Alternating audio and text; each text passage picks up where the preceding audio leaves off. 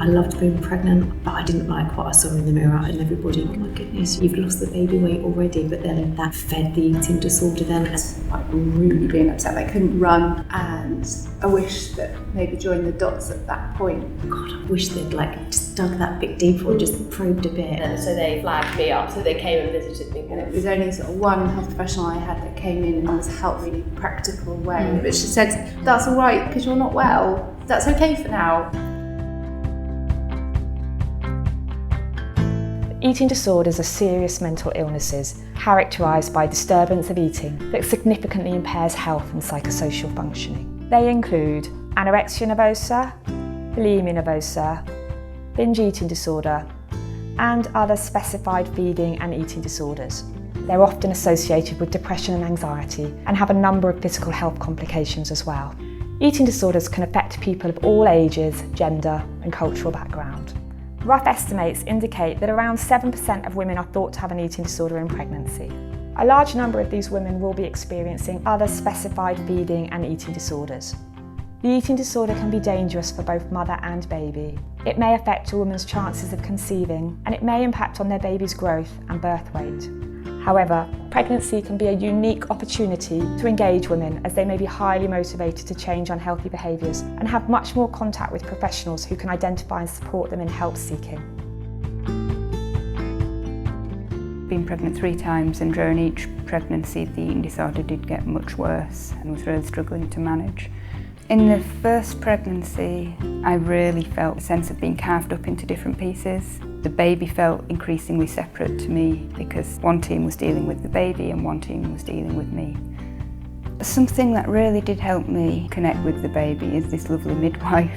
She was really sensitive when she was looking at my file, and she gave me time to talk about how I was feeling, and I just felt like a normal mum with normal fears and concerns about the well-being of the baby.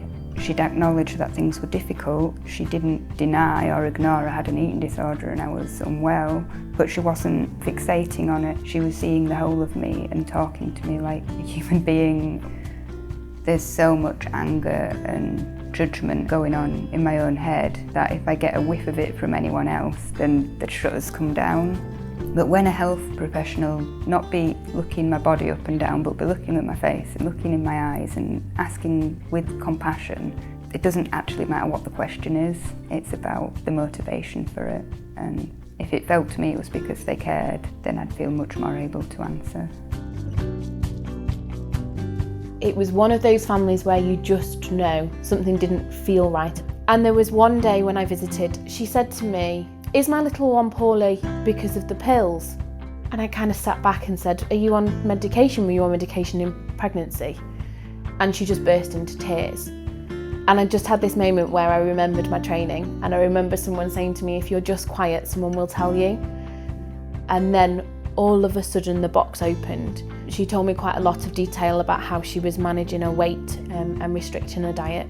I very much sat there and thought, I'm not an eating disorder specialist. And then realised that it was quite similar to any other disclosure, and that being led by this woman in terms of what she needed was what was most important.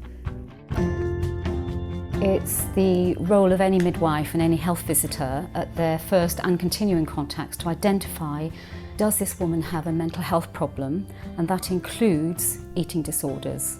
Includes nominating a dedicated professional. Now that could be the GP or a midwife. But the point is, we're to monitor and support this woman during her pregnancy and into the postnatal period. This would include discussions around growth monitoring, the importance of good nutrition. If you know that a woman has had an eating disorder and you might not, actually being weighed can be very sensitive.